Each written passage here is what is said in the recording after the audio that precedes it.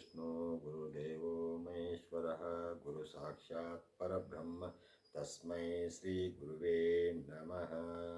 अखण्डमण्डलाकारं व्याप्तं येन चराचरं तत्पदं दर्शितं येन तस्मै श्रीगुरुवे नमः। शिवोऽहं गुरुभ्यो नमः शिवोऽहं। ನಮಸ್ತೆ ವೀಕ್ಷಕರೇ, ನಾನು ನಿಮ್ಮ ಹಿತೇಶ್ ಮನೋಹರ್. ಇವತ್ತಿನ ದಿವಸ ಕಟಕ ರಾಶಿ ಆಶ್ಲೇಷ ನಕ್ಷತ್ರ 1ನೇ ಪಾದದವರಿಗೆ ಸ್ತೋತ್ರ ಈ ರೀತಿ ಪಠನೆ ಮಾಡಬೇಕು.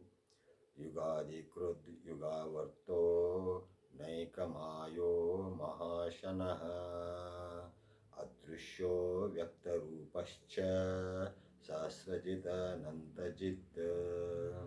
ಇದನ್ನು ಬೆಳಗ್ಗೆ 108 ಸಲ ಪಠನೆ ಮಾಡೋದ್ರಿಂದ ಕಟಕ ರಾಶಿ ಆಶ್ಲೇಷ 1ನೇ ಪಾದದವರಿಗೆ ಒಳ್ಳೆಯದಾಗುತ್ತೆ ನನ್ನ ಅಭಿಪ್ರಾಯ. ಸರ್ವೇ ಜನ ಸುಖಿನೋ ಭವಂತು. ನಮಸ್ಕಾರ.